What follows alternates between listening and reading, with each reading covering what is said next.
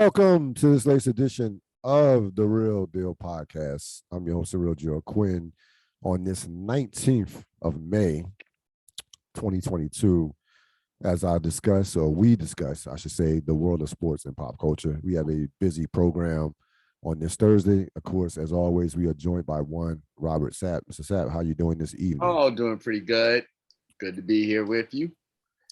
Yeah, 8:31 of the Ril Dil podcast.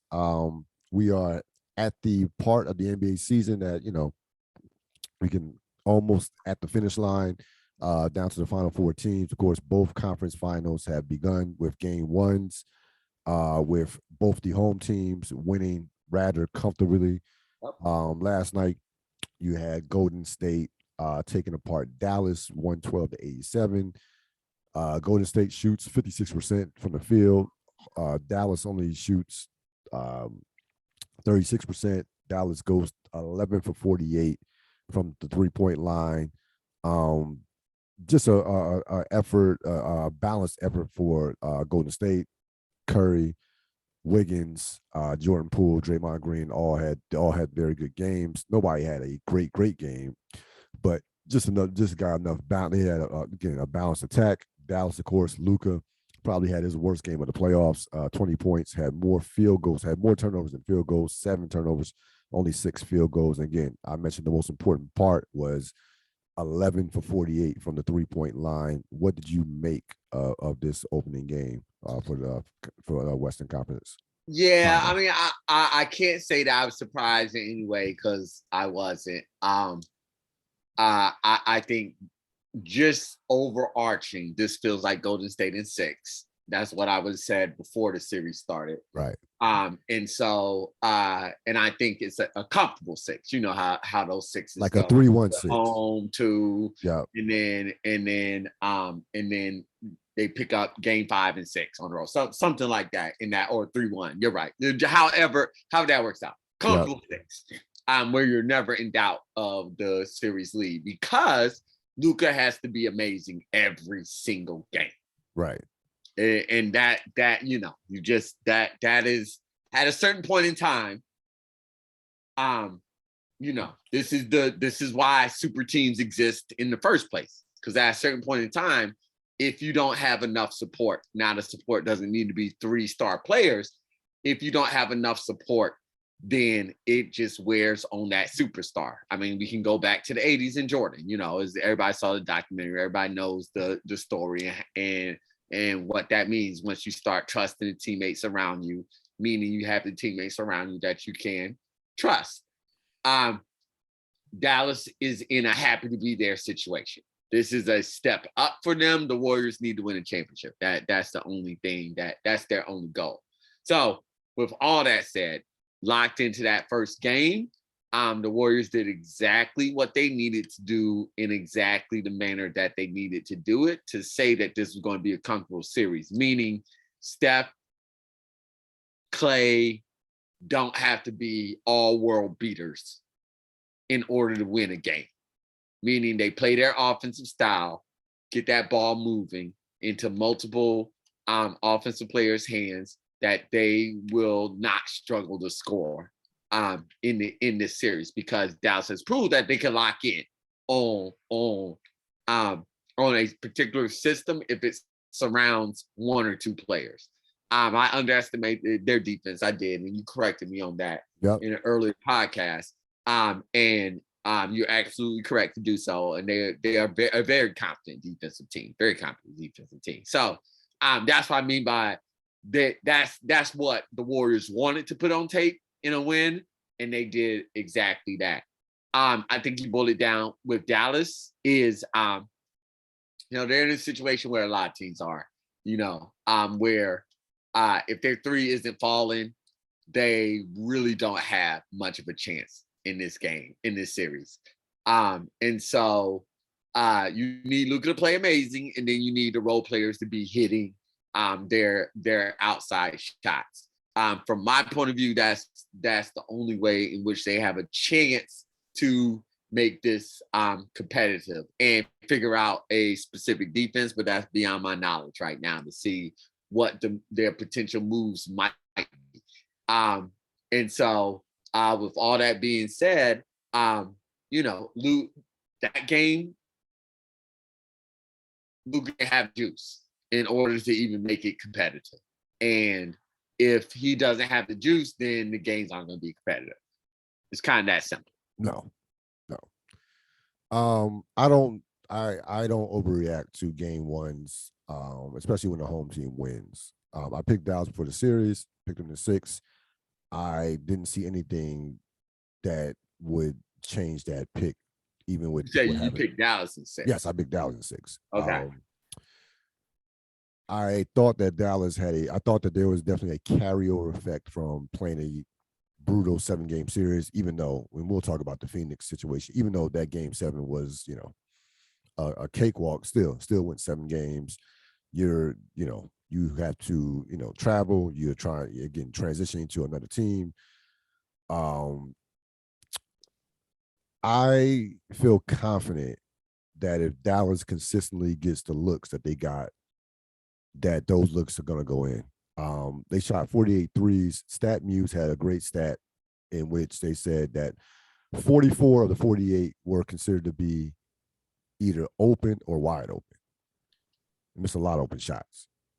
And I would be, if I were coaching Golden State and I saw that on film, I definitely would be like, yo, we got to tighten this up. They missed a lot. They missed a ton of open looks. So get the Luka bad performance out the way in game 1. He was like, it happens. Get that out the way. And to your point, like, of course, yeah, if he doesn't play at a high level, they have 0 chance. Like we understand that. Again, I don't overreact to game 1 unless there's an injury. I think that they do match up against Golden State. I think that if I'm Dallas, I want to see Wiggins put up 19 again and Looney play those guys play those type of games for the better part of 7 games or however long the series goes. You will get. I think game 2 will be more indicative of where this series is going than game 1. That's fair. That's a classic to me. That game 1, again, I always point, like, in a game in a playoff series, I always put the pressure on the home team to win game 1. Always. I think game 1 is way more important to the home team than it is the road team. So I understand why people would pick the Golden State, and Golden State absolutely should be favored, and Golden State is a slight favorite to win the championship. I get it. I understand it. Certainly understand it. But Dallas will be heard from in this series. They will be. That is a mentally tough team. Jason Kidd has been brilliant with adjustments and with, he's taking his coaching to another level. And Luka will be fine. I'm not concerned about Luka at all. Like, I know people talking about fatigue or whatever. Like, nah, he's 23. He's good. He'll be fine. He's used to playing 100 games a year in Europe and all that. Luka will be fine. Golden State needed this type of performance, I think, to feel good about themselves. They hadn't played well in seemingly a couple of weeks. Even that game 6 against Memphis, that game was closer than the score. They kind of ran away with that late in the fourth quarter, midway through the fourth quarter. But even still, like, you're beating a Memphis team without Ja Morant. So it's like, okay, the series actually wasn't even supposed to go that long, to be honest with you. So I think that if you're Golden State, 100% right. They needed this. If you're Golden State to feel good about themselves. Yes, if you're Golden State, you absolutely need a feel good performance from that standpoint. So I think it was much more important, way more important for Golden State to not only win that game, but to just, like I said, put on a complete performance offensively, defensively, from start to finish. And to their credit, they did that. But I think this series is going to be. I think it's going to be a long series. I think I'm not off the Dallas train as of yet. But here's what I will say about Dallas. There were games that they survived against Utah and Phoenix where they did not shoot the lights out from the 3-point line. That's not happening against Golden State. They have to make 3-point shots to beat Golden State, because Golden State, unlike, Golden State does not Yeah. have to shoot the lights out to beat you from the 3-point line. I think the beauty of Golden State's offense is they actually are outscoring people from inside the paint because they get layups because of the spacing and the cutting and the ball movement. So they don't have like Golden State, the 3-point shot, they can now if Golden State's making their threes, then you can kiss the baby. They're nobody. If Golden State's making a high level of threes like we've seen Boston or Dallas, then no one in the world is beating them in the playoffs. Like that's just it's not even fair. But they haven't been, lights out from 3-point. We saw the game. We saw what happened in the game that they were lights out from 3-point land. That was that game. What was it? Game 3 when they beat Memphis by like 1,000 points. But for the most part, they haven't shot the three well in the playoffs for the most part. Curry, Thompson, and Poole has kind of cooled off from 3-point line.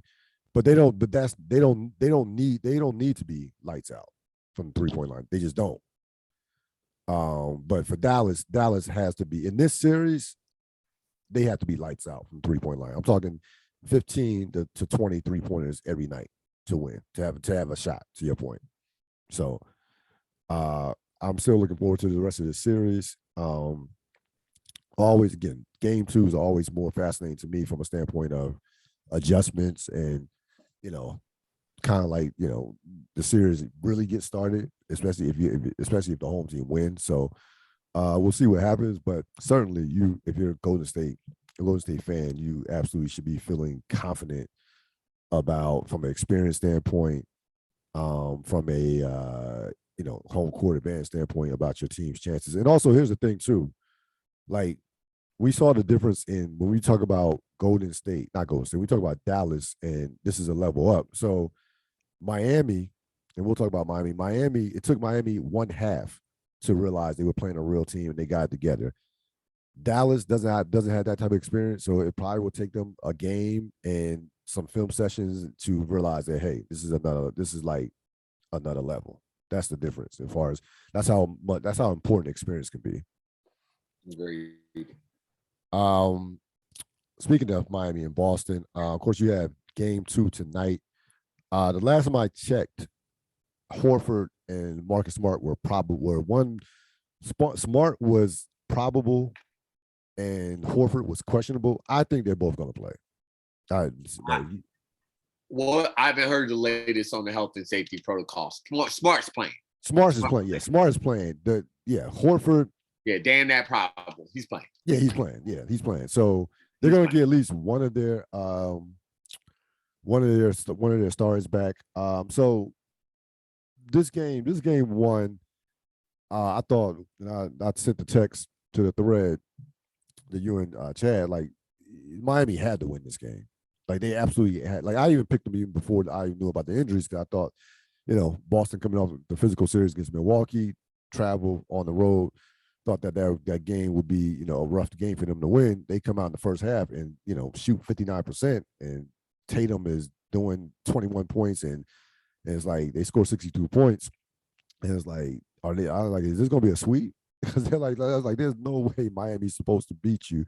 They're supposed to lose this game with two of their starters out. But then reality sets in the second half. But Miami turns up their defense to another level. They held Boston to 28% in the second half. The game got more physical. Tatum slowed down, and look, next thing you know, at one point Miami had a 20-point lead in the second half, going on to win by 11. Listen, 39-14 the third quarter. That was a decisive. That quarter decided the game because Boston outscored Miami in every other quarter. Again, I'm not overreacting to what I saw in game 1, especially without 2 starters out, and especially in terms of, like, you're supposed to win game 1 if you're the home team. What were your thoughts on game 1? Yeah, I have a lot of thoughts on this game. I too was very I thought that there was no way that Miami would win that game. Even without especially, Boston starters out, two starters out. especially. No, I'm sorry. What I say? Yeah, I thought there was no way that Miami should lose that game. That's what I meant to say. Right. And so particularly with the starters out, I think even with the starters in there, I predicted that they would lose that game. That Boston would lose that game. But I was discouraged by how they lost that game and encouraged about the heart that Boston showed at the very beginning on the first half of that game. It says to me still that there's no back down here, which I like for a competitive series.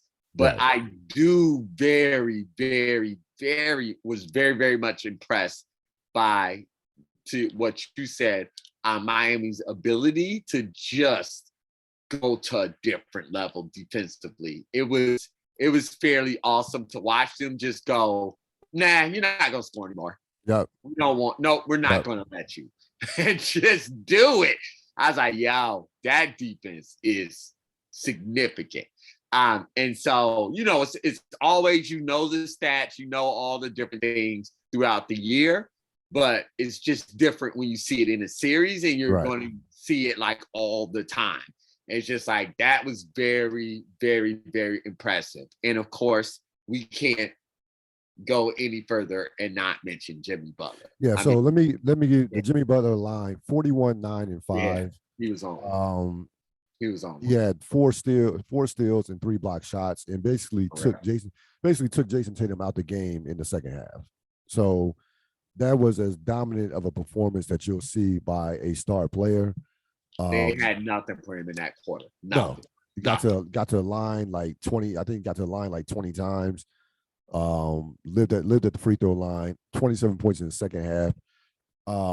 The 3 best players in this postseason have been Giannis, Luka, and Jimmy Butler. Those have been the 3 best players in the postseason. Agreed.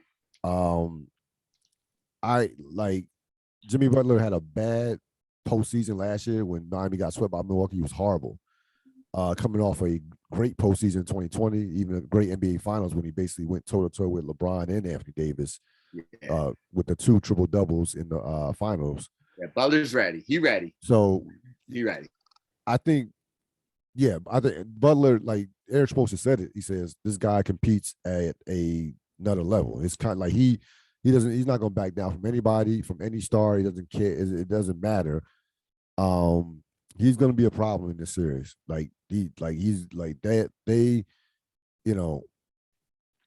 again, they could throw some wings at him. I think Marcus Smart will be that's where they miss Marcus Smart because Marcus Smart actually did a good job on him 2 years ago in the bubble. Even though that series Miami won in the Eastern Conference Finals, he helped both. This is Marcus Smart's job. But this is why you defensive player. Yeah, yes. Oh yeah. This is why you are considered to be defensive player. Yeah, this is your job to slow him down because Butler can ruin a series if you're boss. Like he can. We've seen this in postseason. He can ruin a series. Yeah, he can. So they're going to have to corral him somewhat. You're not going to stop him, but they're going to have to corral him if they want to win this series. But he was phenomenal. I mean, he was just destroyed. He just destroyed them. Like he by far and away was the best player on the court. And again, this has been the theme through the postseason. He has been dominant in this throughout this postseason. I mean, I really think with a performance like that, Boston pulls that upset because they came out way more engaged than I anticipated them to. They did. No, Boston. Listen, Boston. If I'm a Boston fan, I actually like the performance. Like I mentioned, they outscored Miami 3 out of the 4 quarters. I mean, the third quarter it's 39-14. So you're not going to overcome a 25-point deficit difference in the quarter, but I thought Boston did some great things. I thought Boston did some nice things. Especially I like how they ended the game. They made Miami work for it. Without 2 starters, Brown had a nice game, especially towards the in the fourth quarter at 13 in the fourth quarter. They now Pritchard again, he had 18 points, but he got destroyed on defense. Like they played. There was target practice on Pritchard defensively. So that Yeah. you score 18, but you probably gave up about 20, 25 to 30. So that could be that they might not. Yeah, well, They're gonna have to limit his yeah, minutes per poor se Pritchard. Yeah, he was because outside. Yeah, he he was outside yeah, the Jimmy comfort Butler was zone. searching him out. Yeah, Everybody was searching him out. yeah, Yeah, he got targeted. yeah. That's not his role on the No, team. no, Defensive no, stopper is not his no. no, Nope. no. Nope. Not for him. So again, similar to Dallas, Golden State, and I just checked it. Horford is playing tonight, so Oh wow. tonight will be more indicative Yeah, of where this is going. this is exactly. Even more so than Dallas. Yes, because there were Golden no injuries State, with Dallas, and right? I agree with you 100% about the Dallas and Golden State. I think this is just going to this is the series. Yes. What happens in this first game is what everybody will be reacting and adjusting to. Yeah. Yeah. No, this game too was like I am fascinated by how this game is going to go. And Udoka was not happy. Udoka was Udoka has this quiet intensity that, or no, it's not even so much quiet intensity. Like he was yelling on the sideline when Miami started making that comeback and they turned the ball over left and right. I mean, he was getting in people's asses on it. Like he has no shame about calling out a player like, at all. Like Udoka was hot on the sidelines when they was making that run. Yeah, and also too with Smart, like I thought Tatum too much ball handling for Tatum. That like I want the ball in Tatum's hands, but the turnovers. I think those turnovers were a product obviously of Miami's defense. But I also thought that again he had the ball in his hand. He had the ball in his hands too much. That's where Marcus Smart as a playmaker takes the pressure off of Tatum, off of Jaylen Brown, from that standpoint. So I think with Smart in tonight, you will see those turnovers from from Tatum go down. I still like Boston in the series, especially if they're healthy. It could go. I mean, I felt better about Miami than I did a week ago. Even coming into the series, I felt like it would be tougher than what people may realize it's going to be. Even though I still like Boston, but I guess we'll get a better sense after this game. But I think you're going to beat Miami per se. You're going to kill them. You're going to kill them because that defense is significant. The defense is serious. The defense is serious. Like and Bam Adebayo was all over the place. He only had 12 points, but defensively he was all over the place. They're just gonna have to play. So also I will say I'm actually not an Eastern Conference guy, right? But the Eastern Conference has been so enjoyable. I mean, we knew this playoff. I mean, we knew, but watching it, it's just been they're not backing down. Even as horrible as the Nets were, right? They weren't Sixers horrible. No, like just where it's just like the only thing that's keeping y'all in this game is that the other team's not that good, right? Relative to the playoffs is what I'm saying. It's just like it's been great competition to watch. It really has. Well, look, I mean, look think about. I'm glad you bring that up. Like, so let's look at the East versus the West. We know that clearly the East was better this year, from top to bottom. It's not even close, right? Even though you had Phoenix at the top of the West, and we saw what happened with that. So you see how Utah went out. At least the Nets pushed Boston as far as like the games were close. They fought every inch. They had to earn that. That was an earned sweep. Yes. What's the stat? The total win. Oh yeah, the total amount that was one of the closest sweeps ever. It was one of the closest sweeps ever. It just was competitive the entire time. You see how Milwaukee, fought tooth and nail without Middleton, pushing it to 7. We'll talk about that. Honestly, look, I know we both hate the Sixers. So he just The Sixers legit pushed Miami to ran out. 6. Yeah. Yeah. You know. Yeah. I mean, like that's the only series, and probably just because I just knew they were going to lose that. It just Atlanta, was never ever in doubt in my mind ever. So that's the only series, and it was on NBA TV most of the time. Right. Was the only series that I didn't get a great sense of the competitiveness, but just overall, I mean, even add the series, take the series out, it doesn't matter. Doesn't matter. The East competitiveness has just been so enjoyable. Yeah. So enjoyable. I mean, that's no shade to Luka at all. Like at all. No. At all. No. I'm just talking about overarching conferences. Yeah. Yeah. All right, we're gonna shift gears. Of course, again, Boston game 2 tonight. We're gonna shift gears. Whatever happened to Phoenix, I don't know. We'll talk. We're gonna talk about that. Yeah, that was the opposite of competition. Yes, I'm actually of it. Still trying to process that. We're gonna talk about that. We're gonna shift gears a bit to the world of music and hip hop. Of course, last Friday, you had Kendrick Lamar's 5th album. Giannis is carrying this. Oh, that's right. We'll get to Giannis too. We had Kendrick Lamar's 5th studio album come out. Mr. Morale and the Big Steppers. Of course, he hadn't been out since 2017 in terms of a full album. Did something, of course, Black Panther, curated the Black Panther soundtrack in 2018. Yeah. And now that, you've had a week to process and consume this album, what were your thoughts overall on this album? Yeah, I mean, I think Chad put it best on the thread. He summed up my thoughts pretty exactly, where it's a good album, but it's a hard listen. Right. And I think like that's how I felt the first time I listened to it, and I listened to it 2 other times. And my first reaction, I texted my friend, I was just like, Kendrick's taking us all through his therapy. Yeah. Which I get as an artist. As an artist, and what you need to do as an artist. That just doesn't make it an easy listen. Nope. It just doesn't make it an easy listen, particularly another friend texted back. It triggered her in a couple different ways, so it's a lot. It was a lot. And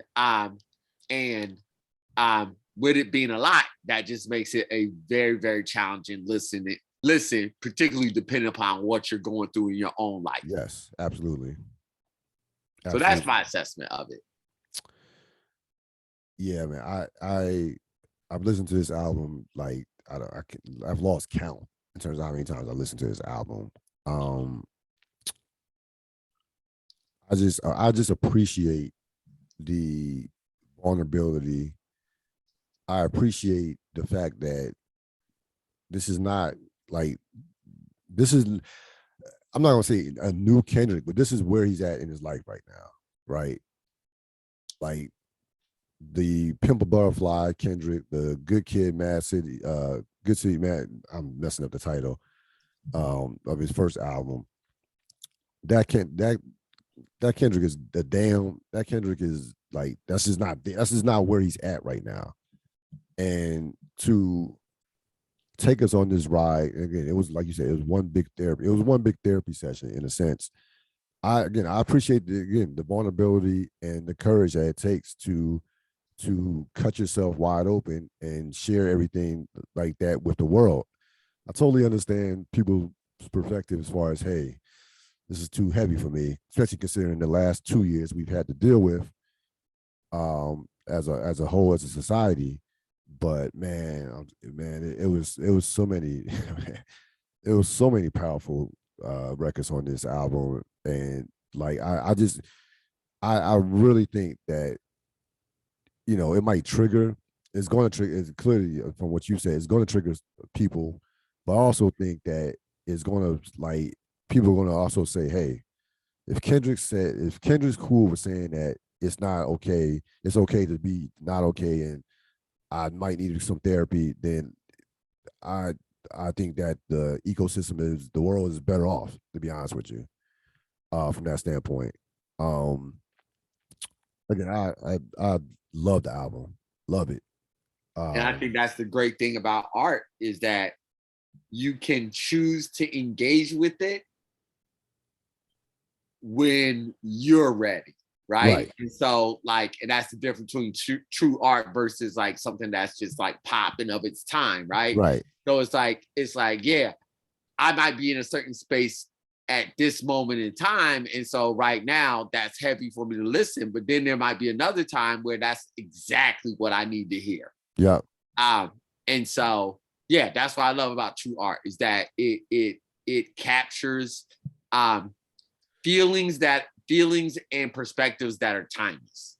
Yep. That you don't need to be of a certain age, certain time period to truly get it.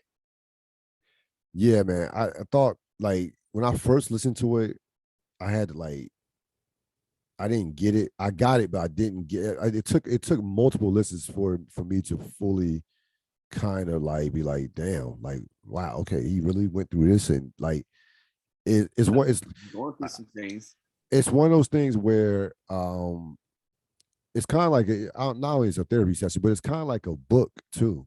It has a novelic quality to it, to where I think over the course of time it's going to. I believe that this album is going to age very well over the course of time. I truly believe that. Um, so I was all in on this album. Um, and you know me from a standpoint, I'm not big on more than say 15 tracks. I think the range to me, my space, the sweet spot for me for tracks is 12 to 15. But I understood why he had to make it 18 tracks, why it had to be a double album. I totally get it. Like each track made sense to me, to be honest with you. So from that standpoint. So again, I think over the course of time, this album will age. I think this album will age gracefully. I normally don't partake in reviews per se, but there's a lot of like, hey, this is too heavy. There's a lot of like, we like the, per se, the old Kendrick, uh, from that standpoint. But this is what evolution is, though, right? This is what evolution is. When you are evolving, then that, like, there are parts of you that just kind of fade away, like it or not. So it'll be very interesting. Again, it'll be interesting to see, what his career looks like moving forward. What he does, what he does next from that standpoint. But again, I appreciate. Again, listen, you never know what somebody's going through as well. Like there was a lot of talk because he hadn't been out in 5 years. Uh, why is he taking so long and what have you? So you kind of like, he wasn't going. I respect the fact that he wasn't going to rush a project. Also, the guy, he had 2 kids, so he had real life shit going on. Wasn't going to let hip hop, or wasn't going to let this microwave society dictate when he moves, and I respect that. So again, I think it's a phenomenal album. I don't get into that whole comparing it to his other albums because I'm not going to do that. He's just not. It's a different album. This is unlike any project he's ever done. Period. So there's no comparison to his other albums. He's not done a project ever like this. He's never been this introspective.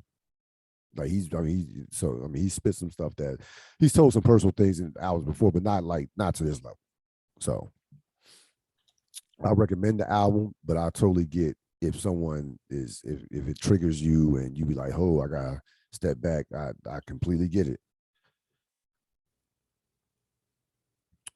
So about a month ago, as we transition back to the NBA, about a month ago, if I would have told you who were going to end up in the NBA Finals, the majority of fans with that back to back. would have said running back. Milwaukee and Phoenix. Yep. So if you're Milwaukee, you were unlucky. Yep. But you, to me, when I look back on this series, I considering like it was remarkable that they actually made it to a game 7. Giannis Boston, is amazing. yes, Amazing. we'll get to Just Giannis. amazing. Boston outscored Milwaukee in that series from the 3-point line, 110, had 110 threes to 57 threes, right? Boston led the last 3 games 74% of the time. So Boston clearly was the deeper team Clearly. and should have won and should have really should have won it by, from that standpoint, with no Middleton, really could have won it, should have won it in 5 or 6 games. But on paper, per se, on paper. But when you have that dude, anything's possible. Like Giannis puts up a postseason where he goes 31, 14, and almost 7 assists. He only player in NBA history to have 200 points, 100 rebounds, 50 assists in a series.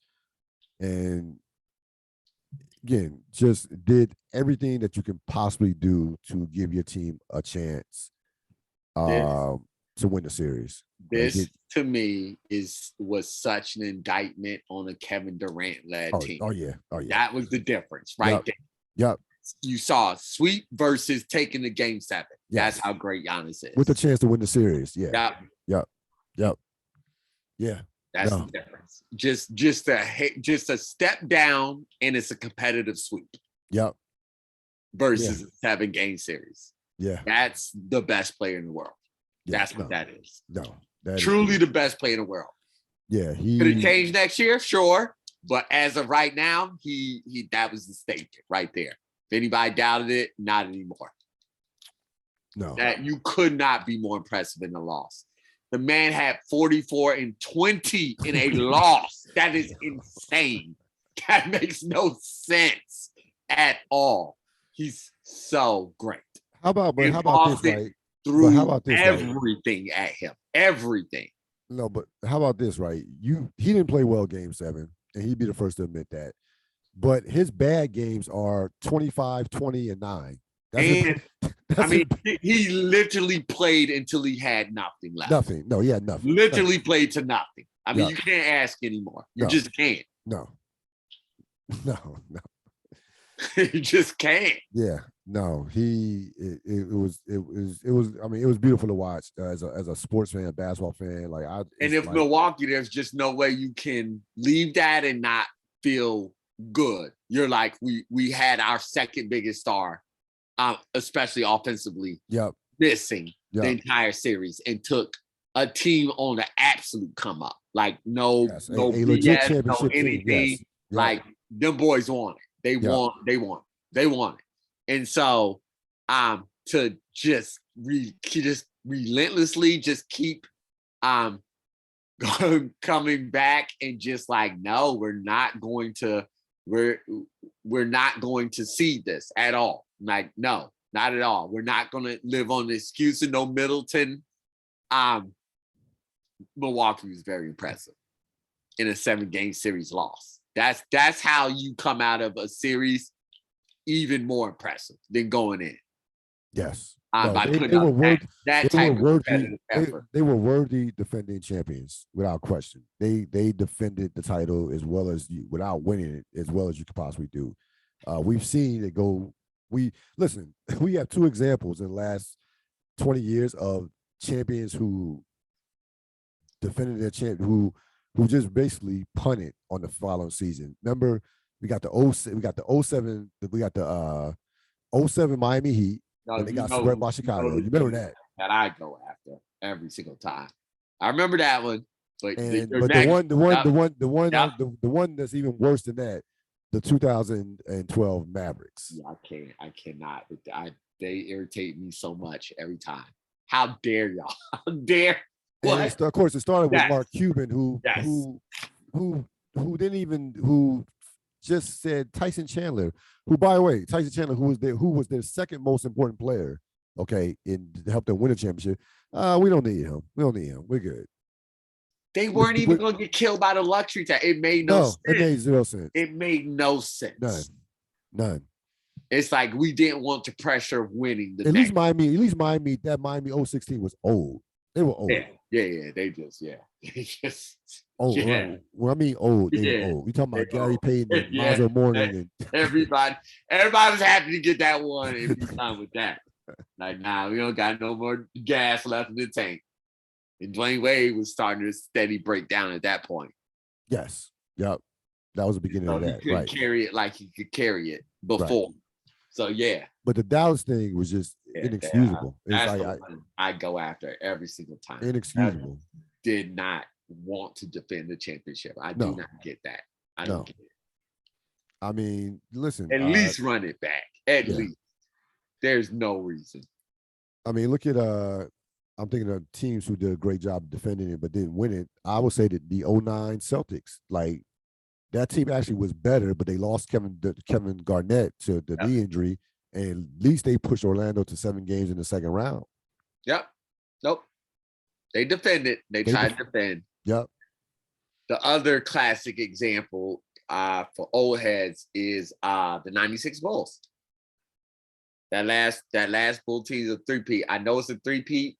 The one that the argument I always had is I think the Shaq Kobe Lakers mystique would be even higher if they would have. Oh yeah, I got you. If they had beat the Bulls, yeah. The Bulls denied the next. You mean the 98? Level. You mean the 98? 98. Sorry. Yeah. 98. Sorry. Yeah. The last of the three. The last one, they decided to break up. Yeah, no, exactly. That was broke up for no reason. Everybody see all the stuff, all the yada yada. You broke up. But essentially, come on now. You win 3 straight championships. You beyond earned the right to go for a 4-peat. Like that was just insanity. It just threw off we were in such a nice rhythm in basketballdom.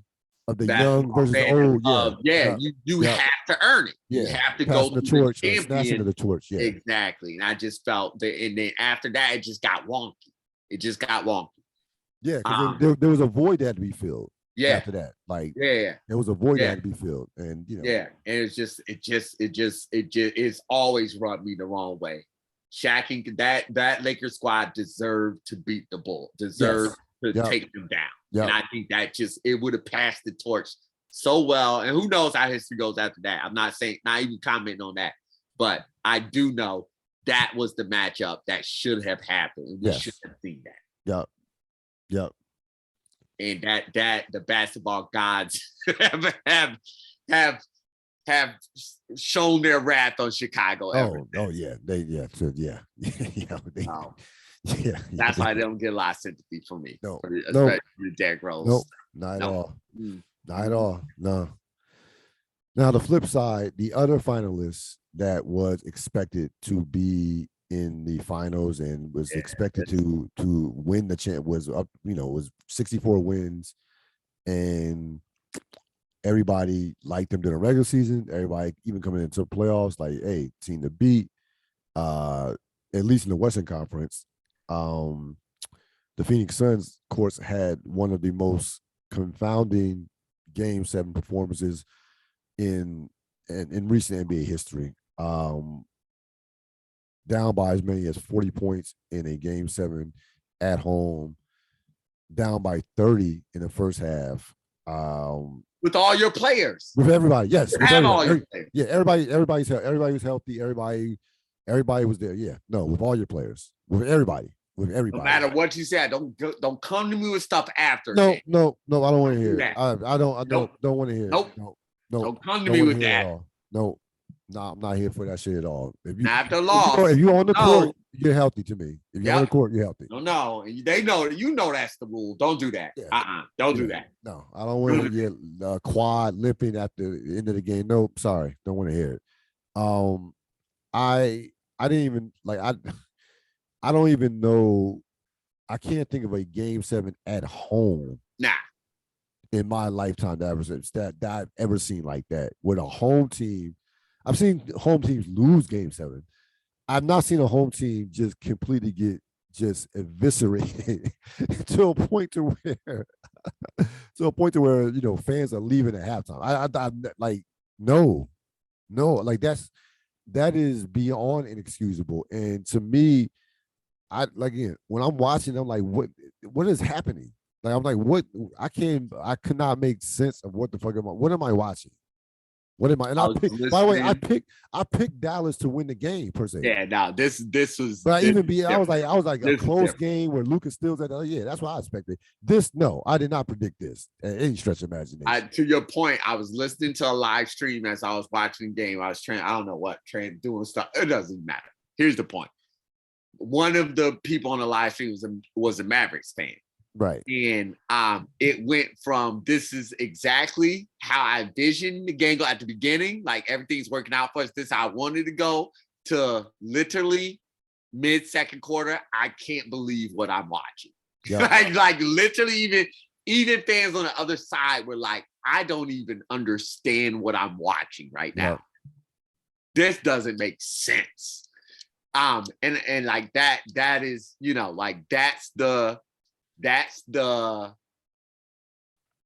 so many different things. I mean, like I guess I can't move off of my Bills Patriots thing that me and you got into it on the thread. So I want to explain myself a little bit as a fan, as somebody in a similar situation. Yes. Were the Bills a better team than the Patriots? Absolutely, they were a better team than the Patriots. But the historical trauma of the Patriots is a very real thing. Right. And at that point in time, even though the game before that had been a win and a pretty good win, there was still that little brother, big brother thing. Right. That beating was so thorough and so dominant that it completely erased that. And so my point in that is, it is beyond even my ability to conceive, having watched that game multiple times, because I legit don't understand what I'm seeing from the opposing team. I know what my team's capable of. I don't know what I'm seeing from the opposing team. And that's how I look at that game with Dallas. Like Dallas was doing what they do. Like right. They were doing what they do to win the game. Right. Like they were going about and doing their stuff. Were they hitting a lot of shots? Absolutely. But they were taking the shot. They were doing everything. Phoenix just didn't compete. They just didn't compete. See, that's where the difference. And I don't think New England did not compete. That's why I disagree with you. No, well, here's the point. Yeah, no, you haven't watched the game. No, you haven't watched the game as many times. This is where the comparison is at. And the people that break down, I've actually given this stat. So people that break down the games and watching championship, listening to like different Lakers broadcasts and different people after games and stuff like that. The Patriots in there. You guys have an infrastructure of talking about your teams that has existed for decades. Right. So I say that to say the Patriots people that I listen to know what the hell they're talking about with their team, because they've been doing this for decades. And so one of the local writers, reporters there charts negative plays. And he says on any given, bad Patriots game, he'll chart somewhere between 16 to 20 negative plays. In that game, there were 49 negative plays. And what he said and what he saw, and I saw this in the game as well, this is just not unknown, was just the Patriots defense was to hope that they could stop the Bills. Do this one thing and hope that stops the Bills. That's not a Patriots defense. That's not a competitive defense. Bill Belichick didn't create a game plan to be competitive, and the players reacted to that the game plan wasn't competitive. So I wholly disagree with that point. He did not put out a game plan that was even remotely competitive. And so when you look at I can't even lay that much, to your point, I can't even lay that much on Phoenix in terms of there was even competitive game plan. They did not compete, which makes it an even more egregious sin. They just did not compete. Chris Paul did not try to shoot the ball. Devin Booker did not try to shoot the ball. Like, what are y'all doing out there? And whatever's going on between the team and Ayton, how dare that show up in the game 7 with a championship on the line? Right. That whatever needed to happen way before this point in time. So for any of y'all to take this as an opportunity to start wilding out, again, is just a damnation on the entire team. I don't care about the situation. Now ain't the time to do that. To play that thing out. It was just an abject failure on all parts. And we got on the Warriors about how embarrassed they should feel. Just shame. The Game of Thrones. This is worse. No, this is like shame. So the Warriors, Shame. the Warriors, Shame. the Warriors. Shame. So the difference is the Warriors recovered from their ass. Yes. This loss right here is a franchise altering loss. For franchise. Sure. Sure. Let me soul searching. That's it. Let me set this up. No, forget about soul searching. That ship is sailed from that standpoint. So last year, right? As a franchise. As a franchise, yes. What you think about Devin Booker? No. I'll tell you. No, I'll tell you. No. I'll tell you about Devin Booker. Here's the thing. Right? Last year, right?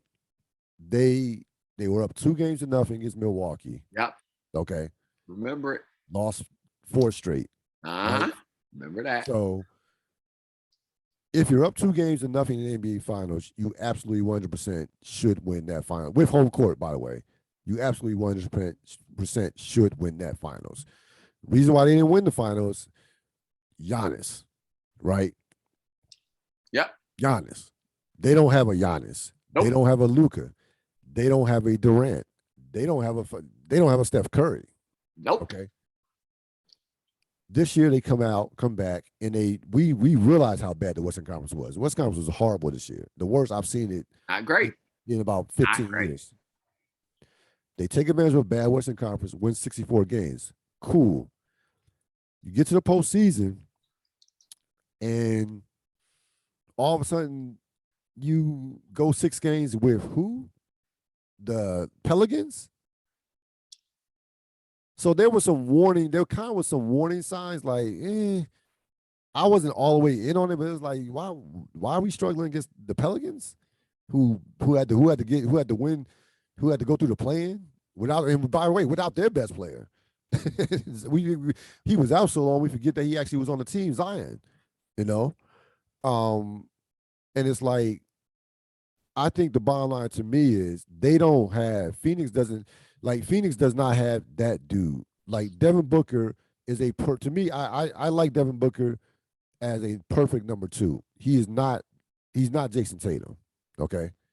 He cannot be the best player on the team that can win a championship. Period. I'm not gonna go crazy about Devin Booker as far as he's not an all-star. No. Devin Booker, he's an all NBA caliber player. He's a legit top, somewhere in that 15 to 20 range. Cool. You want to win a title in 2022 and beyond, you better have that dude. You better have that guy. Period. Like you better have, there are 2 teams to me that can win the championship right now. I think Golden State can win it. I think Boston can win it. Even if Miami does get in there, Jimmy Butler will have played like that dude if they do win it. Right? So, Phoenix was a very good regular season team. Did everything they had to do to get got home court advantage, but the bottom line is they don't have that guy, and the bottom line is they're counting too much on a 37-year-old point guard who is going to break down at the end of every playoffs. I was going to say religiously break. Religiously, this is not. It's not surprising. He's 37. He's 6 feet, 185 pounds. We can't keep having the same result and keep giving all the excuses. No. And hoping to be different next year. We just can't keep at a certain point. I said you have to. Okay. I said that you have to treat Chris Paul right now as if like the way Utah back in the day treated John Stockton late in his career. Like he can't play more than like 25 to 28 minutes. You need a Howard Isley type guy that can rest his legs. Nice. That's the Period. name. Wow. Yeah, Howard. Yeah, you remember Howard Isley? I do. Yeah, I heard that in a while. But Chris Paul, no, we can't. Like, how many times we gonna see this movie and expect a different result? Like, how many times? Again, I'm really tired of the Chris Paul legacy talk. Listen, Chris Paul is a Hall of Fame player, but there are levels to this. He's not Magic. He's not. I don't understand why we can't have this conversation with Chris Paul. It's like everybody's afraid to have this conversation with him. Well, not Patrick Beverly. No, not Patrick Beverly. No one was saying Patrick Beverly's afraid to have any conversation. So whether you want him involved in it or not, he will be involved. Chris Paul is an excellent player. He's a Hall of Fame player. But there are levels. Yes. There are levels to this thing. There you go. It's that simple. It's just that simple. I will we talk about the table. You're not at the you're at the table. No. Hall of Famers without championship table. That's the table you're at. Yes, I will give you the first tier in terms of point guard. You're not with the Russells. You're not. So the first tier. I'm talking why we have this? We can't. No. Yeah, but here's the first tier point guard. It's in Isaiah's table. Yeah. Go away. No. That's what I'm saying. Isaiah is actually part of the first tier. Like Isaiah. Yeah. Like you got Magic, you got the Magic Johnsons, you got Oscar Robertson, you have Isaiah Thomas, you got Bob Cousy, you got fucking Walt Frazier, okay, who had 36 and 19 in a game 7 and outplayed and shitted on Jerry West. Go look it up, kids. He's not part of that table. Period. Let's stop it. I don't care about this clutch moment, these analytics and this clutch. You know what he does in regular season clutch time. Like this is the problem too with Chris Paul. And it has to count for something eventually. It really does. Because isn't that what this is all about? Yes. Right? Yes. Like it actually has to count eventually. Eventually it does. And I really think at these high levels, it's gotta be a deciding factor. Winning is winning is everything to me. Period. Winning is everything, and I don't. It's not like I just don't understand why Chris Paul. Let's not pretend like Chris Paul hasn't played with talented players, because he has. He's played with a lot of talented players, so it's not. I don't want to hear. This is not Allen Iverson here. Okay, Allen Iverson did not play with talented players. Chris Paul. He's at the table with Allen Iverson. Yes, he at the same table. They're right. They're at the same table. No, they're at the same table. Having great conversations. Yep, they're at the same table. Eating wonderful food with all their millions. They're fine. But I don't understand why we gotta be so sensitive on this one. I really don't. But he's a big boy. He can take it. Yes. Here's the thing. I just need us to pick which is it. Is it the fact that he's just not he's not at that same. It's like we need to pick a narrative about Chris Paul, because I either hear he's a choker, or I either hear that he is one of the greatest point guards of all time because of blah, blah, blah, blah, blah, blah, blah. Like I just need the media is included. Pick something. Pick a side. Pick something. It can't be both. Like we can't have both here. Like, and to me, I simplified it. This is as simple as I can make it. And you just mentioned it. He's not at the table of champions. He's not in the first tier. No, he's not at that table. That's it. He's not. He cannot be at that table because he doesn't have a championship. Why are we talking like this is mystery? No, it's not. He's not one of. Here's the bottom line. He's not one of the greatest. Measurable. We got into all these different stats. This is measurable as measurable gets. These players have many. He has 0. Yes. What are we talking about? He's not. Yes, he's not. He's not one of the greatest point guards of all time. Period. Can't be. Just can't. Period. Just can't. So if you want to argue, listen, he's in that. That Jason Kidd, even though they have rings, even though Jason Kidd, Gary Payton have rings, we know that they don't have it in terms of best player. Not as being that person. Right. I'm a Gary Payton fan. You're a Gary Payton fan, but that's my favorite player. If you want to argue, because he didn't win a ring as the dude. He did. The best player, right? Just facts. Right. Just facts. No, if you want to get in an argument, if you want to argue Chris Paul versus Gary Payton versus Jason Kidd, knock yourself out. Sure, you can have that discussion. don't argue Chris Paul against Isaiah Thomas or Magic That's just or crazy. Oscar Robertson. Don't do that. This is crazy. Don't do that. That's Don't do it. Don't even do it. By the way, don't even do it. I can't even put him over Tony Parker. facts. Let's keep it all the way real. Let's keep it a buck. Keep it all the way real. Let's keep it a buck. Facts. Tony Parker was Facts. a Finals MVP. Facts. Let's keep it all the way real. Let's keep it a buck. Period. Tony Parker was there for all those games. I remember. I saw him play. Yes. Yep. Didn't have to worry about him. Didn't. Just no. did. Nope. He was there. All of them. So I think that it's just like, you know, it's almost like, you know what it is, Rob. It's almost like we're trying, like, you know, it's this new generational thing, right? Where I hear a lot of complaints about everybody wanting to get a trophy and everybody doesn't deserve a trophy. Like, why are we giving away seven place trophies? It's almost like that with Chris Paul. Like, he hasn't won a championship, so we have to create a like you hear Barker say, he's the best leader in the NBA. Like, really? Is he the best leader? And what makes him the best leader? Exactly. You want to know why I really think it is real? Politics. I think he's so well politics himself into the fabric of the NBA. Yep. And is attached to himself. Because if we go keep this all the way real, like Chris Paul's he gets a lot of credit for a lot of things, and it really feels like he's drafted off of LeBron James' overarching impact on the game. He's been player. I know all that. So not even to get that deep into that, but a lot of this feels like politics. Why people are not willing to call out certain things about his legacy and willing to bend backwards, so far backwards, when they will eviscerate other players easily without a drop of a dime.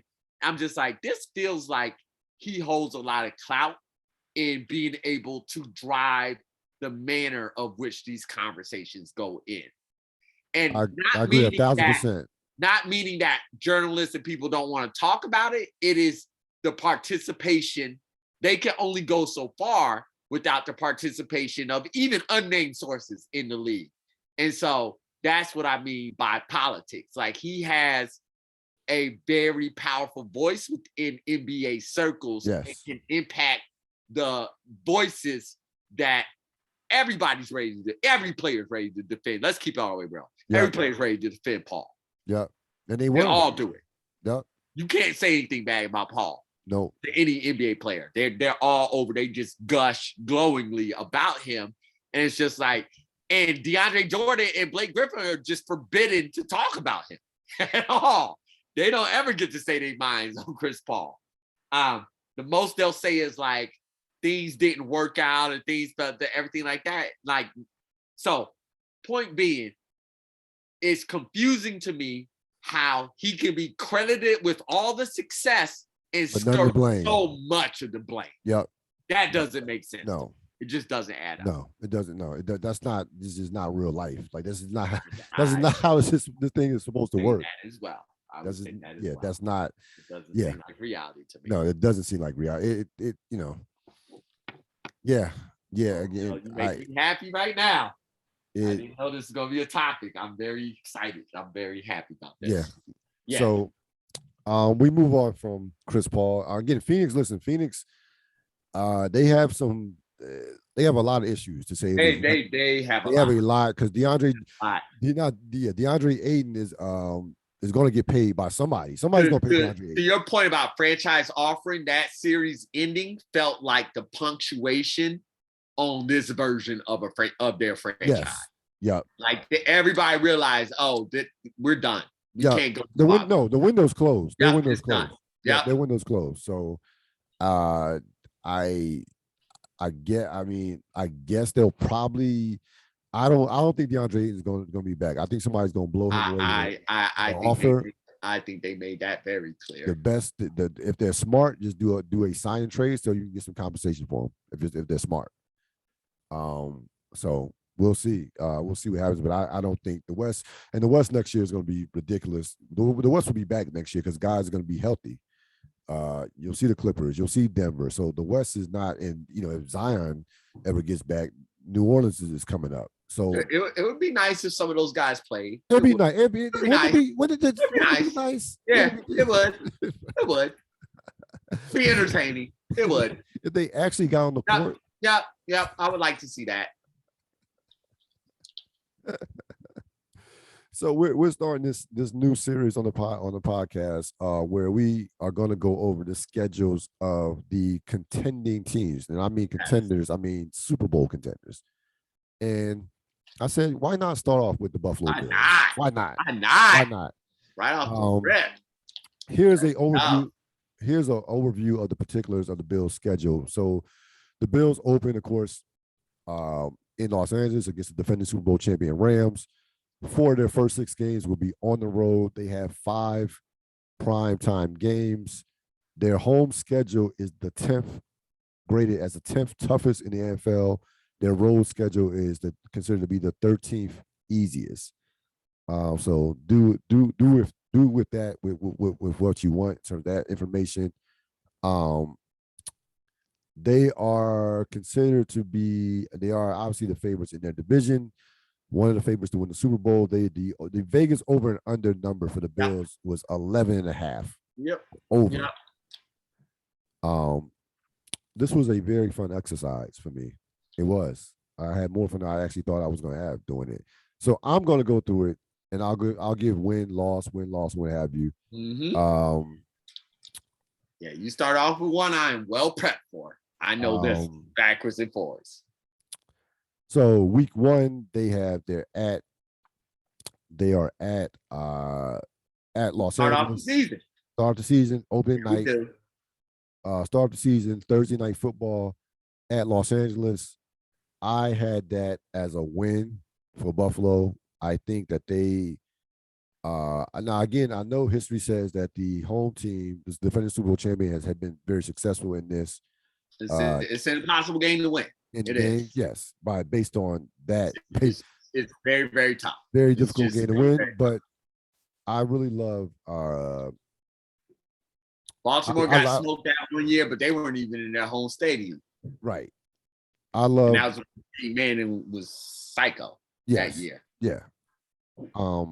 I think that Buffalo is going to be on a mission this year. I think they're going to have the eye of the tiger, per se. So I really like them in this game. Again, I think the Rams will be good this year. I think the Rams will be a playoff caliber team, but I think the Rams will take a small step back, per se, coming off that Super Bowl win. So I had Buffalo winning. This game. Quick question: where is Odell Beckham?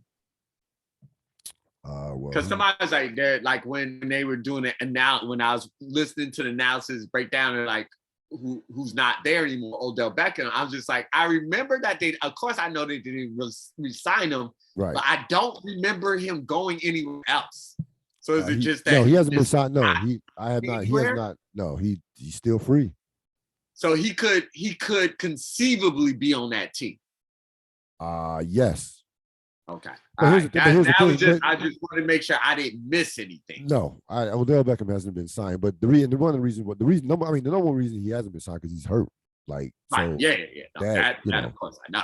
That is like it. Okay. All right. That's it. Yeah. I'm gonna make sure I wasn't missing anything. That doesn't have too much impact on what I think. Week 2, they are home to Tennessee. There we are. Now again, the good thing about playing on Thursday night in week 1 is you get a nice break between weeks 1 and 2. So they will get 11 days off. First week 1 is is September 8th. Week 2 is September 19th. I'm not high on Tennessee. I'm not this year. I think Tennessee will be decent. The conference will be there. There are a number of teams in that conference that to me are a level above Tennessee, and Buffalo is one of them. So I actually had Buffalo winning this game, and I can see. And I know that Tennessee has given them problems in the past. 22 in the last 4. I get it, but I just don't like this version of the Titans. I'm not high on this version of the Titans. So I got that as a win in week 2 over Tennessee, and right now I have them at 2-0. We get on to week 3. We get in the division, big game, Buffalo at Miami. So short week, right? Coming off the Monday night game at Miami on the road. It's going to be perceivably, September games down in Florida are hot. So weather could be a factor from that standpoint. I understand, but how dare you? That's how I can already hear where you're going, and how dare you?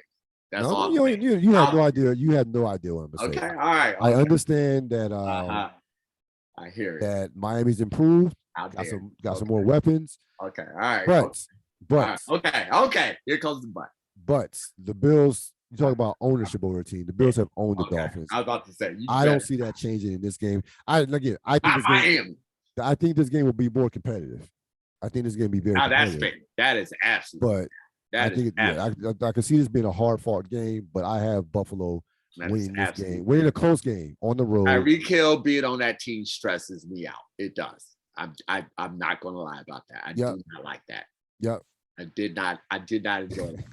I did not. But it's a question about the quarterback throwing to Tyreek Hill. Absolutely.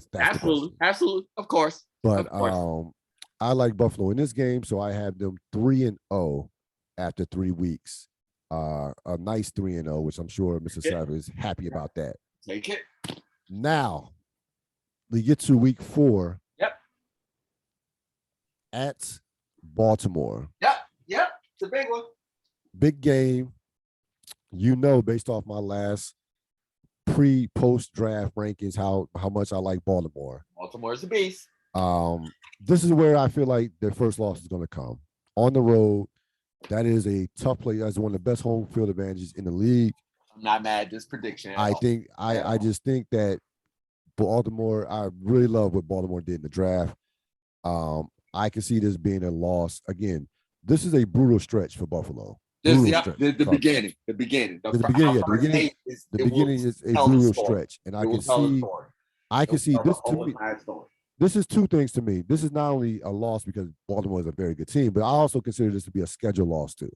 Sometimes you see that a lot in the NBA with the back-to-backs and things, depending on when you play a team. But you can get those in the NFL as well. You can get a schedule loss depending on when you play a team, the travel, things of that nature. I think this will be teams coming off of buys. Yep, exactly. Yep. I think this would be a get a bunch of those in the season. It sucks. Yeah, you don't want to have too many schedule losses in the NFL. One year we had like 5. I remember that. It was like, what? Come on now, really? But over a third of the schedule. I have Baltimore winning this game. I think again, very close game. I'm really looking forward to this game. It's going to be a physical knockdown, drag out game. I'll take Baltimore in a close game. So I have you after 4 weeks. I have you at 3-1. Okay, that's fair. That's fair. Week 5, home to Pittsburgh. Yep. I'm very confident that this is going to be an ass whooping. Oops, you ain't lying about this one, sir. You ain't lying about this. I don't care who that one in the Jacksonville games. Yep. Whoever's paying quarterback, it doesn't. It doesn't even matter. They getting it. They getting it. They have our full undivided attention. They getting it. This is not going. I'm confident not only in a win. I'm confident this is going to be a beatdown. I know. I know Pittsburgh's defense is very good, but you got to score points. Like scoring points you actually have to score points and to win games, to be competitive. And I just don't like, again, Pittsburgh, and actually Pittsburgh has some nice pieces offensively, but they don't have a quarterback. And like you playing teams like Buffalo and Green Bay with no quarterback, or it's not going to end well. It's not. So not a recipe for success. It's not a recipe for success. I have Buffalo winning this game rather easily. And now after 5 weeks, I have you at 4-1. So we get on to week 6, a big one, a late October afternoon game where you will travel to Arrowhead Stadium to face the Chiefs. Yep. Yep. I had you. Yeah. Yeah. Yeah. I Yep. had. Welcome to my life. Yep. This was real. This was a difficult Yep. one. This was difficult. Yep. I will say this was a difficult one. This is, of course, for me to choose. I went back and forth with this a couple of times because you know how high I am on the Chiefs, Yeah. right? They're great. But They have our number. They're great, and they've had your number. But I think even though this game is at Arrowhead, I think you're catching them early enough to where they're still going to be trying to figure out some stuff. I think on That's paper, fair. You're better. I agree with that. I wholly agree with. You're better on paper, and I think that beating them at Kansas City in the regular season last year means something, and almost coming close to beating them at Kansas City in the playoffs means something. I think you guys are going to be uber motivated to win this game. I think yes. I mean that is this is this is going to yes. be this is one of those circle your calendar yes. campaigns. I'm sure it's circling the calendar right now as we speak. Oh, for sure. So I expect again, it'll be a great game. I expect a great game. I expect this to be one of the games of the week, but I picked Buffalo to win this game and put them at 5-1 after 6 games. So at this point, if you're those two teams, you have to be thinking this is for home field advantage. Yes, 100%. Yep. 100%. This is a game. This is a playoff game. Yep. It just is. If you're not thinking that, I don't know. I don't know what to tell you. So week 7 is a bye. You have a bye. It's a good time to have a bye, by the way. It is. So then, because you know why it's a good time to have a bye? Because those coming in week 8, you have you're hosting the Green Bay Packers. My most anticipated game of the year. Yeah, the Green Bay Packers. This is the one I'm looking forward to the most. Even coming off a bye, I want this game. Coming off a bye, I picked Green Bay to win. That's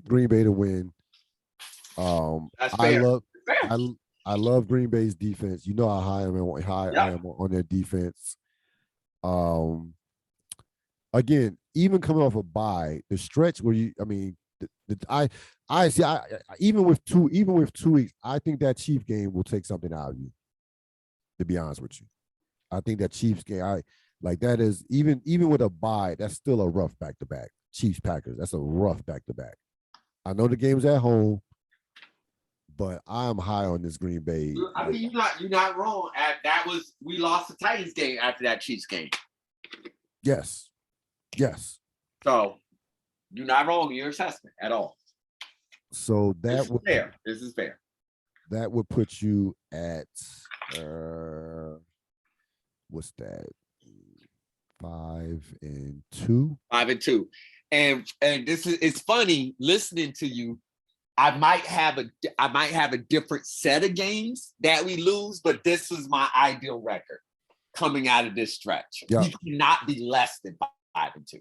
My ideal record, of course, is 7-0. Of course, but realistic ideal is the floor has to be 5-2. Yeah. So that's exactly my line of my rational line of thinking on this is come out of this stretch 5-2. I feel great about the rest of the season. I feel great about it. Now things are starting to start to lighten up a little bit. After that, yeah. Things are starting We're to lighten 5-2 at this point. I'm feeling wonderful. So week 9, you will travel to MetLife Stadium to take on the New York Football Jets. Beat down. That's like a bye week. That's going to be a pure. But whatever. I don't know what McDermott has against the Jets. He really likes beating their ass. Yeah, he really does. Yeah. He really does. Yeah. Beat down. Sorry. Now again, to Jet fans, I understand that people say you had a decent draft, a good draft. Cool. What they did to that boy Mike White last year was that should have been illegal in 20 states. Yeah, that was bad. That was just like, ooh. I don't think we're gonna see no Mike reason, White. McDermott. What did Mike White ever do to you? Stop it. Yeah. Yeah, Yeah, yeah, they might have ruined Mike White forever. yeah. That was the end of that. That was the end of that show. That was the end of Mike White. Yeah, that was the end of Mike White. So you'll be 6-2 after that. Real quick. Week 10, interesting matchup. At home, Minnesota Vikings. We know the Vikings have some weapons offensively, but I don't think Deep you have down. any. I don't think you have any issues. Think with about it. Kirk. This is No.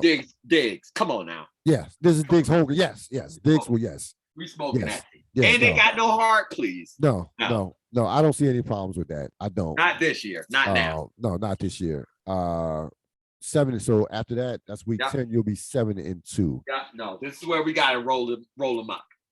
Week 11, you have the Cleveland Browns at home. This is a fascinating game. Very fascinating because who knows? I don't know. I just don't know what. I don't know who's going to be playing quarterback. I don't know. I don't know what. It's just dumb. Yeah, I don't know what the circumstances will be, but I will say this. I'll say this.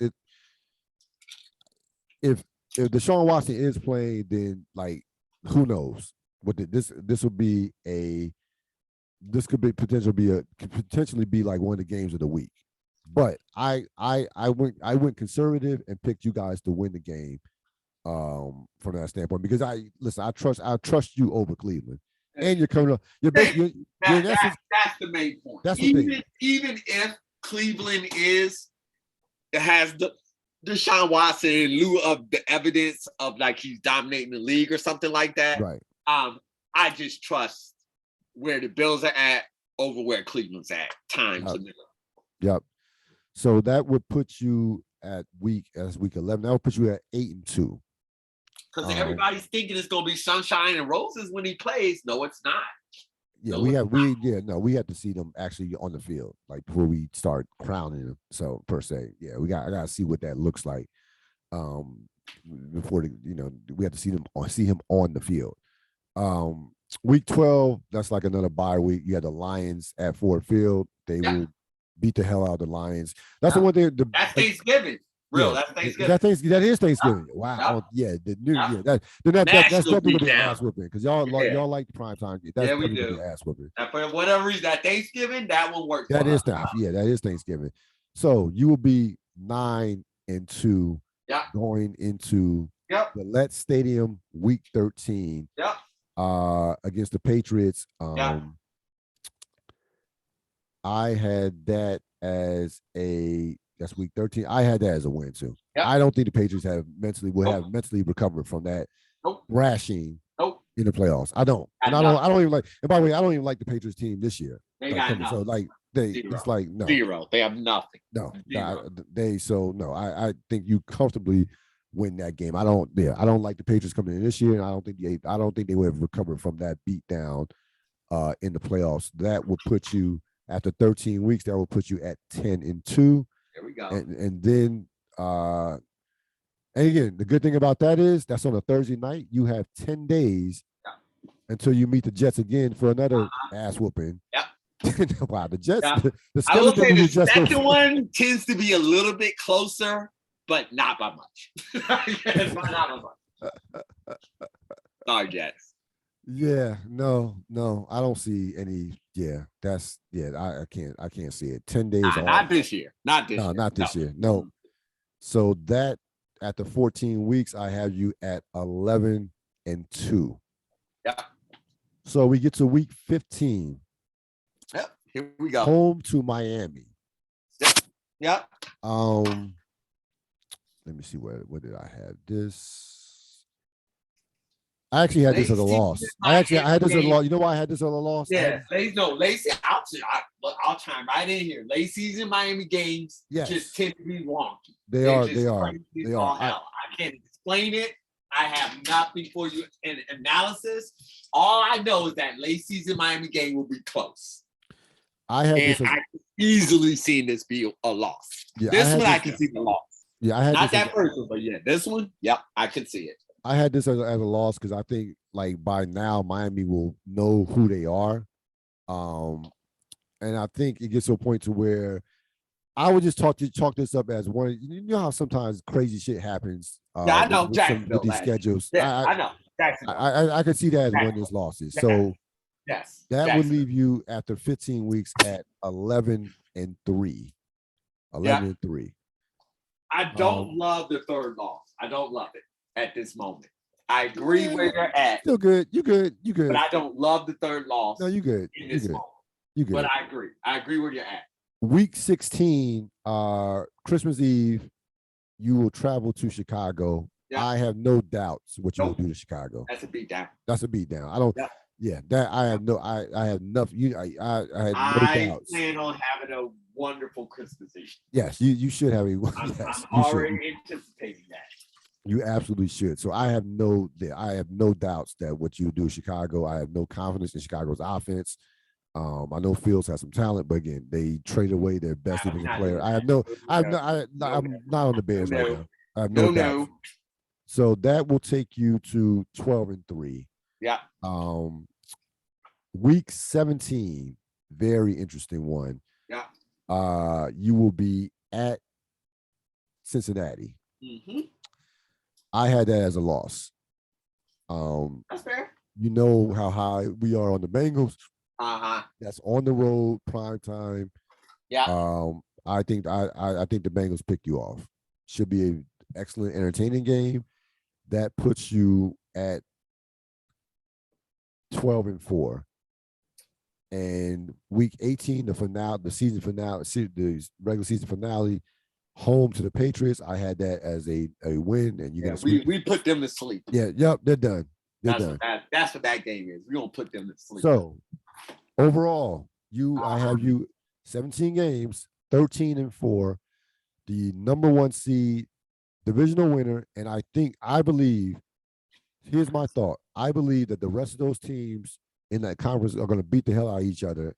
And if you are 13-4, that will get you home field advantage. Yeah. Fantastic analysis. I disagree with very little of what you said. We're only off by 1 loss. I have us at 14-3. Whoa. Are we close? I mean, that actually was much closer than I thought. Yeah. We're just off by 1.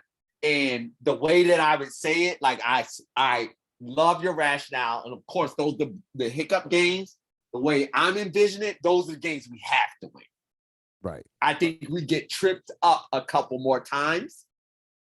Probably in division. I could see that second. That's why I'm saying I'm looking at those second division games more so than anything else. Like I could see Baltimore is the for real one that I can for real see right now being like that one's going to be a beast. That one's going to be a beast. That one I'm not clear on what it's going to take at this moment in time. We have to beat Cincinnati and we have to beat Green Bay. Those teams have to go down. One, because Cincinnati was in the play. No, fine. Get out of here.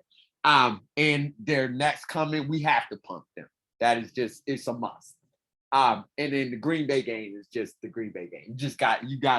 That is a potential Super Bowl rival. Yep. So that's the one that you have to get. So I have us winning those two.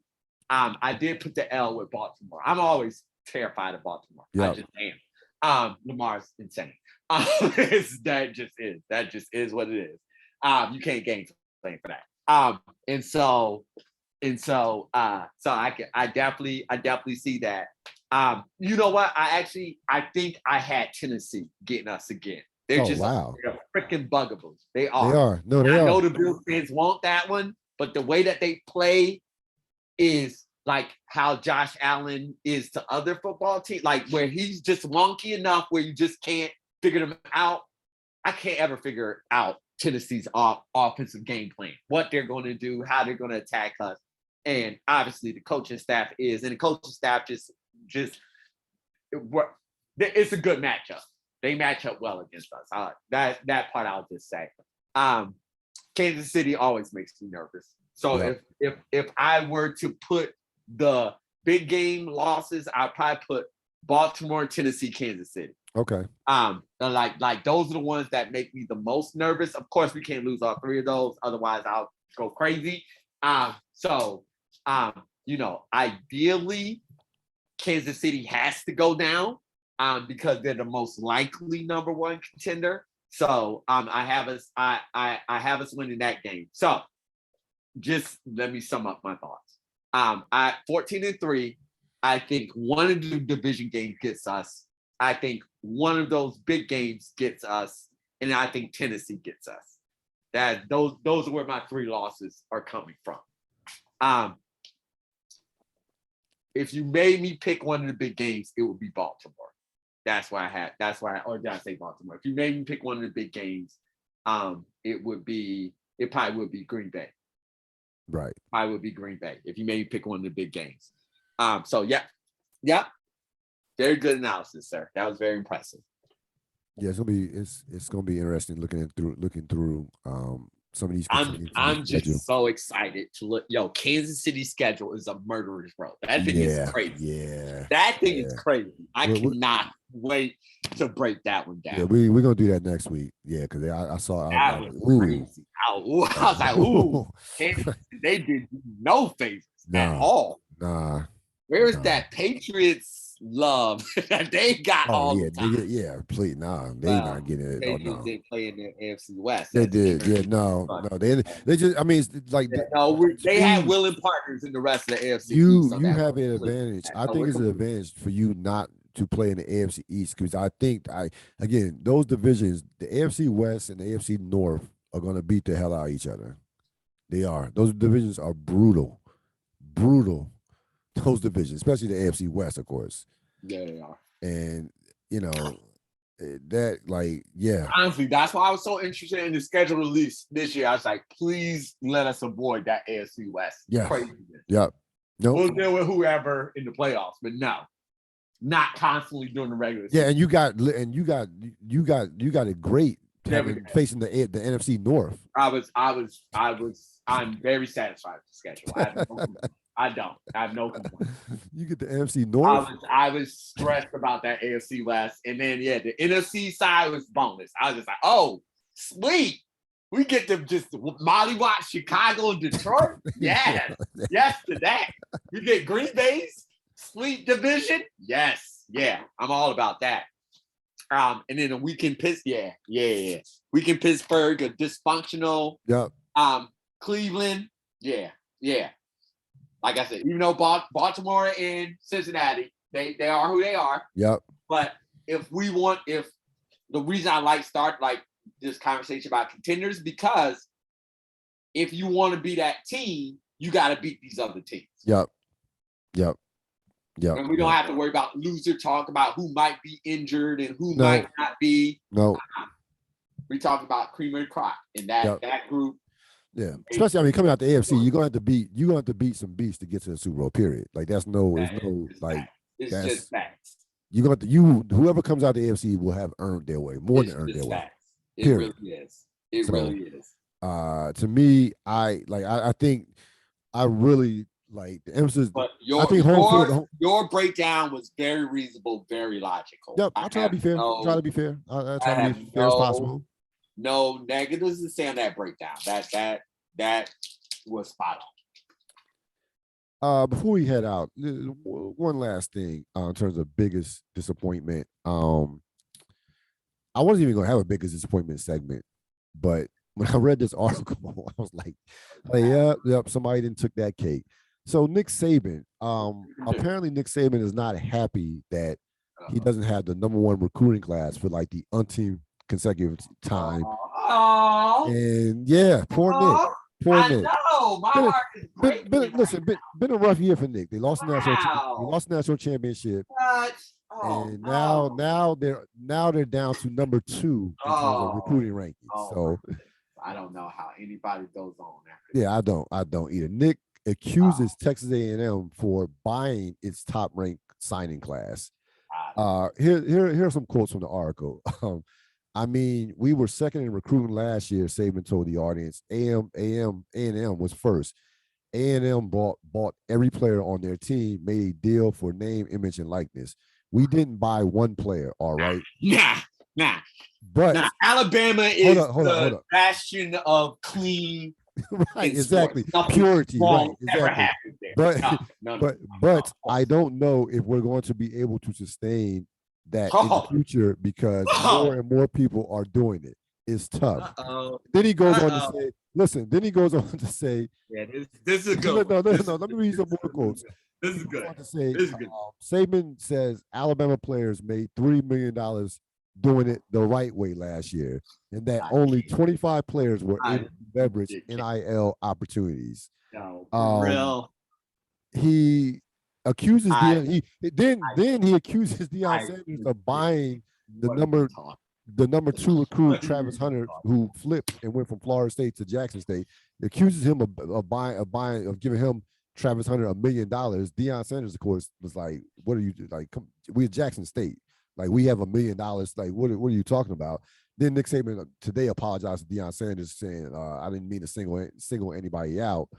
Um, he says the problem with the NIL is coaches are trying to create an advantage for themselves. Nick, that's I can't. I don't even know what to do with this, Ril. I legit don't even know what is even happening. He's just saying everything he does. Like, you're saying everything you do. That's why you're you. You do all these things at Nick. a high level. Right. Wow. Here's the thing. A grown ass man with how many national champions sword lose? Damn, brother, lose once in a while. Here's the thing. It's okay. Yeah, it's okay. Here's the thing, right? So when I saw this article, I wasn't even annoyed by this article. I love the fact that the establishment and the system, and Nick is a part of the establishment, is pissed off. I love it. He's at the head of it. I love it. He's the head of it. Yes, he is the establishment in essence. Newfangled ways come in. Yeah, it's not because now you are no longer you are no longer in control unless you evolve with this new way, this new model. Yep. Where the players who have been like who you have built your career off the backs of, by the way. Then God forbid that they get a small piece of the God forbid. That'd be crazy talk. That would be insane. A player actually getting paid to play football when they are real. That might be less money for Saban is next time. So to me, I'm like, hey Nick, guess what? You know what? If you don't like it so much, quit, retire, quit. Because the way the system is, the way this is going now, in order to get top players, they don't care about Bear Bryant. They don't care about your reputation. They're trying to get paid. Period. Wow for this. I cannot believe he fixed his mouth to say these things. I can believe it. I can believe it. I can't believe it, but I know what you're saying. What?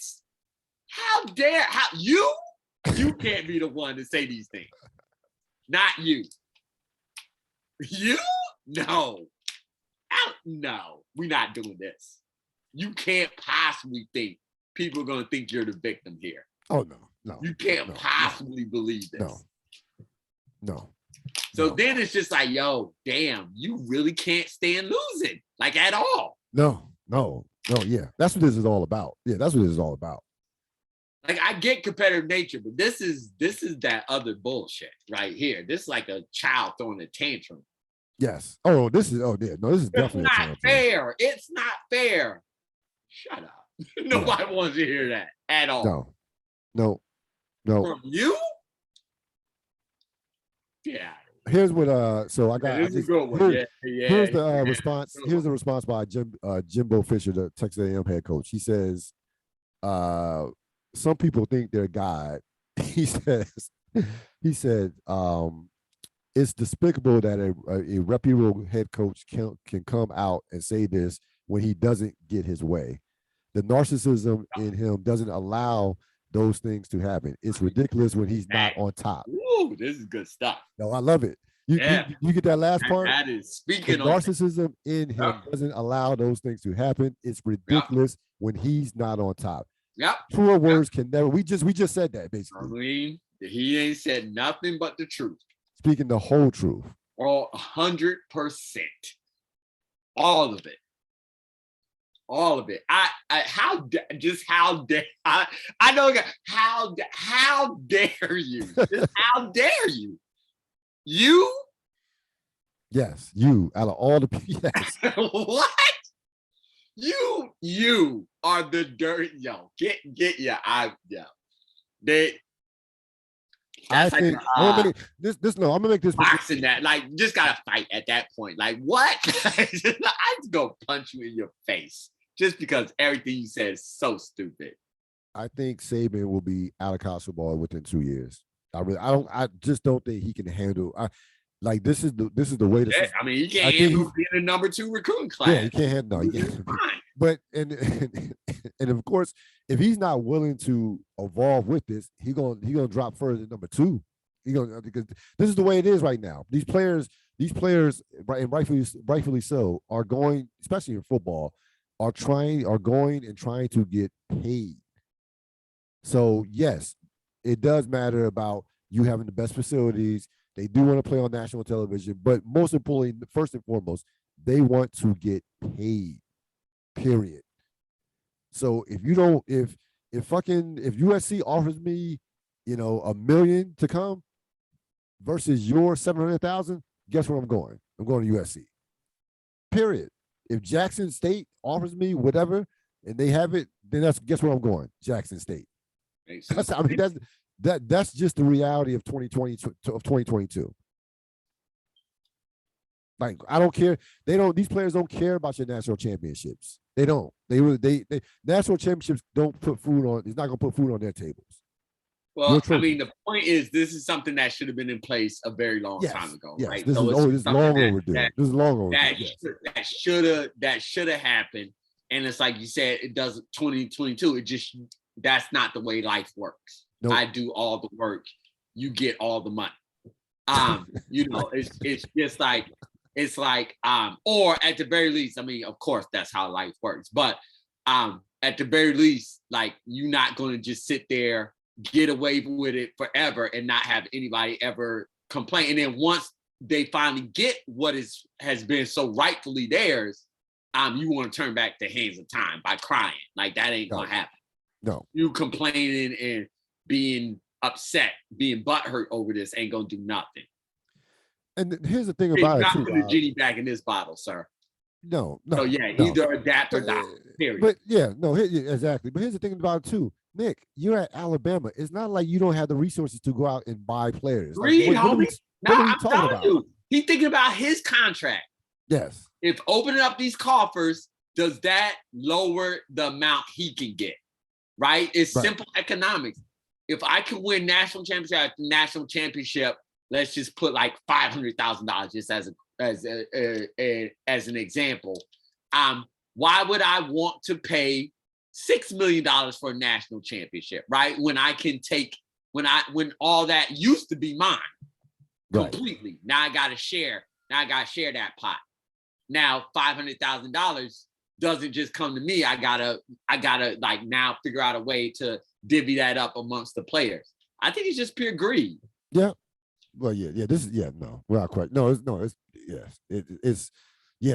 greed, narcissism. It takes away his natural, his established advantage. Absolutely. Yeah. And so he's very butthurt over that.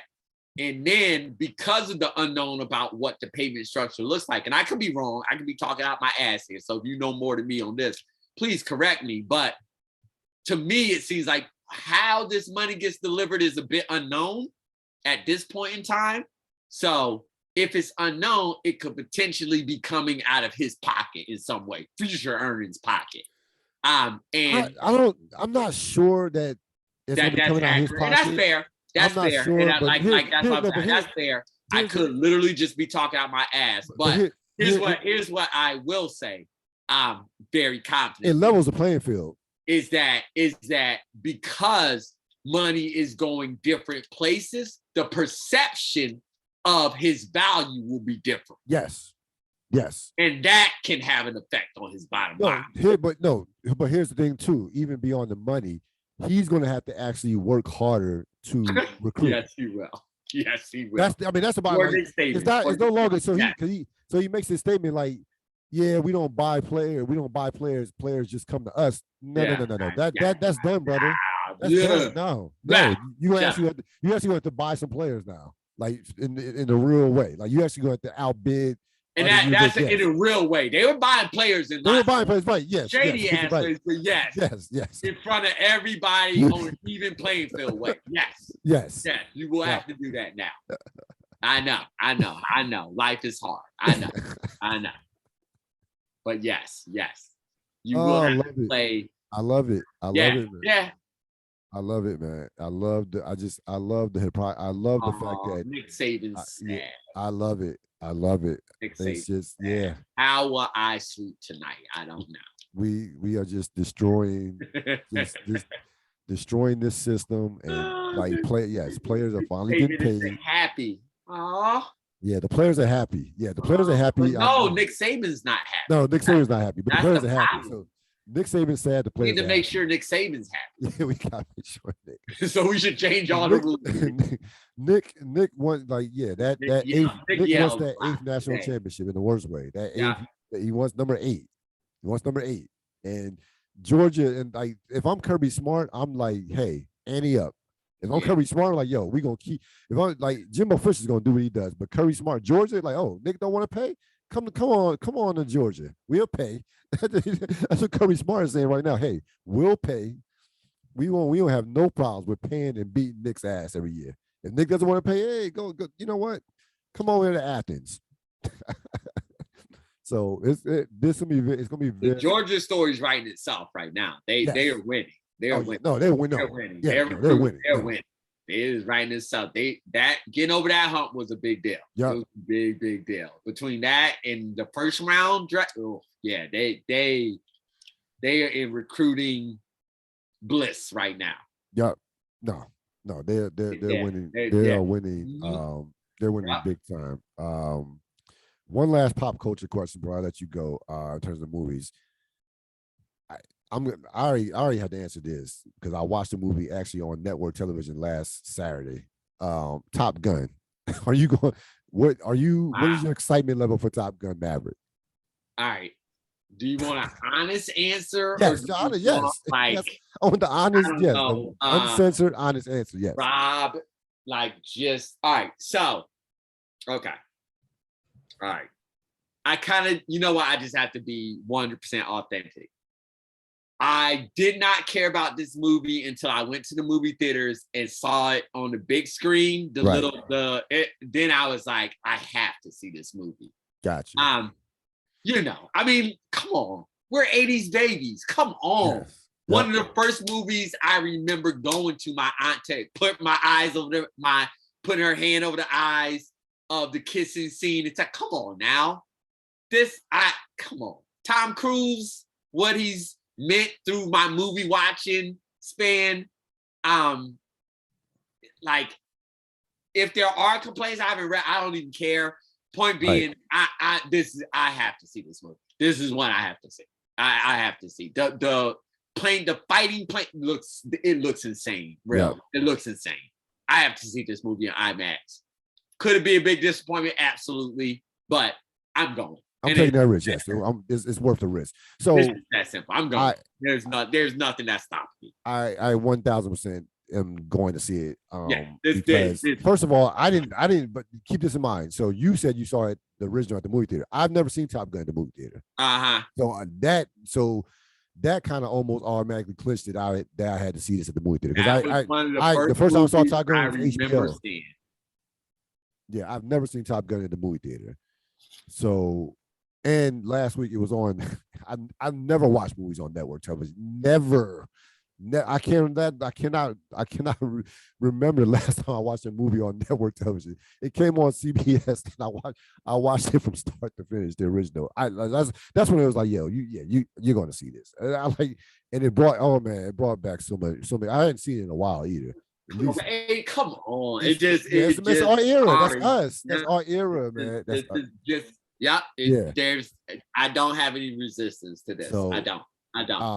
I will be.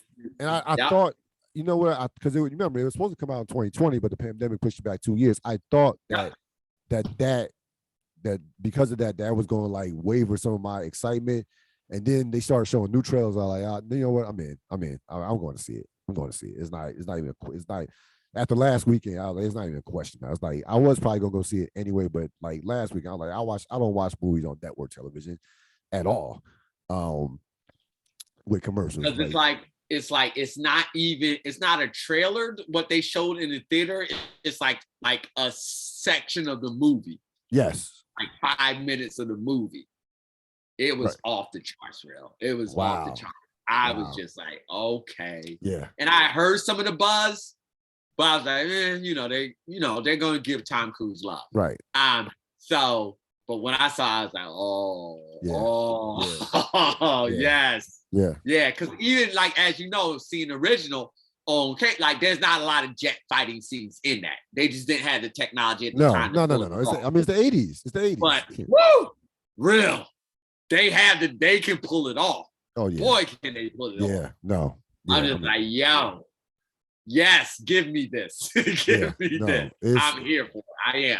I am. Sorry. I am. No, come on, like, man. We're 80s and 90s, a good 90s blockbuster. Come on now. Yeah. It was all stupid plot and things blowing up. Yeah, of course. That's what we grew up on. Yeah. It just is. It just is. No, I was like, yeah. I like this. 100%. I'm seeing this movie. 100%. Yeah, I was like, I'm in. I was like, yeah, I'm all in. And the bottom line is, Tom Cruise doesn't make bad movies at all. Like when it's like Tom Cruise, just you may not love every Tom Cruise movie, but he does not make bad movies. Period. Even the ones you may not love as much, he doesn't make bad movies.